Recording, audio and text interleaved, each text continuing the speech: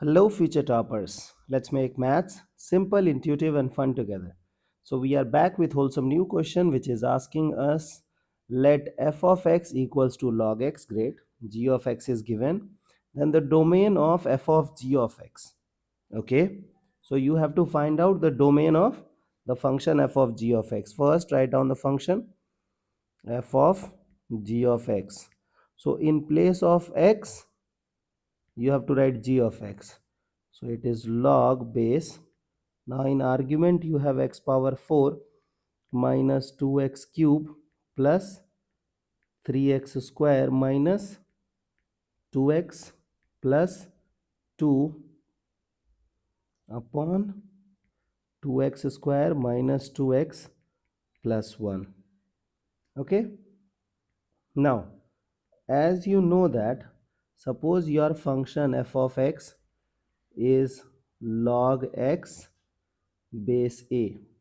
So for domain, you know that x should be positive, a should be positive, and a cannot be equal to 1. So this is the condition. You know that on the base you have e, so it is positive as well as it is not 1. So you don't have any problem with the base. You have problem with argument. So focus on argument. You wish to make argument to be positive. Correct? So we will make argument to be positive. So we have x power 4 2x cube plus 3x square minus 2x plus 2 upon 2x square minus 2x plus 1 greater than 0. Correct? Now you have to solve this linear inequality. So how we will solve? Try to understand. Look at the denominator first. Try to factorize.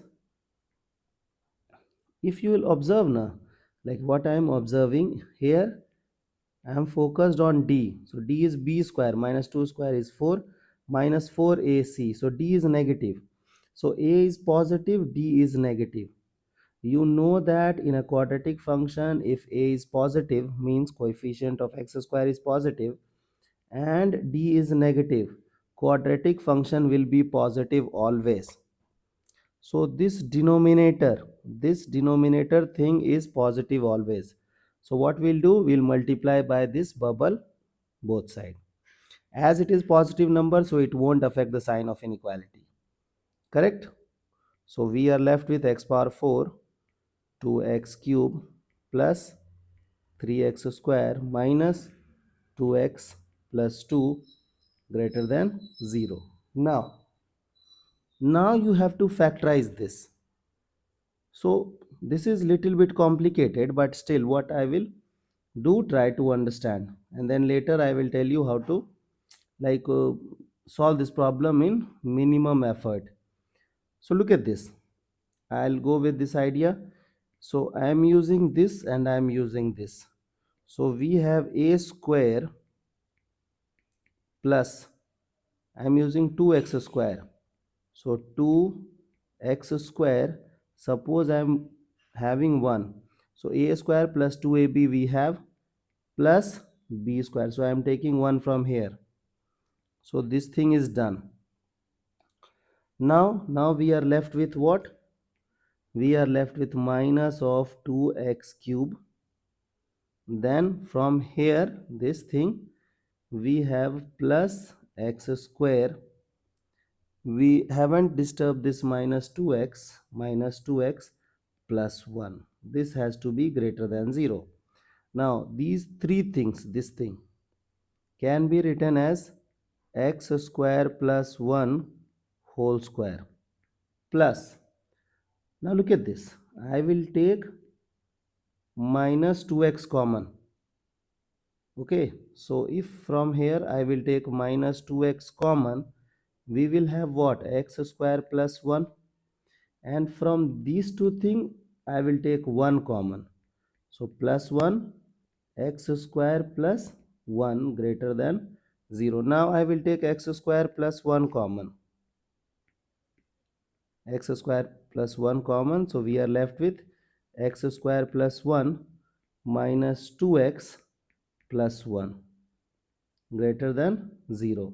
Now, if you will observe, like I will write down this thing one more time, x square plus 1 whole square, and this is what, x square minus 2x plus 2 greater than 0. So if you will observe this quadratic,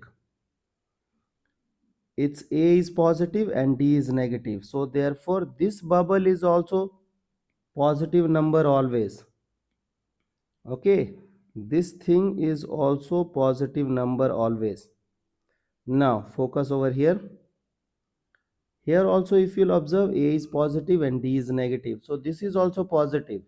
So this thing is positive for all. This means x belongs to real number is the domain. Now, so this is the actual method to solve this problem. But suppose during the examination, if you are solving using, you can solve this problem by using options. You have to eliminate some option, you have to handpick certain number which is present in certain options and which is absent in certain option, and then you have to verify whether it is satisfying or not. If it satisfies, maybe that is the answer. If it does not satisfy, go to another option. So you should try hit and trial method. I hope the idea is clear and you guys can handle similar situations. So see you guys in the next session of Mathflix.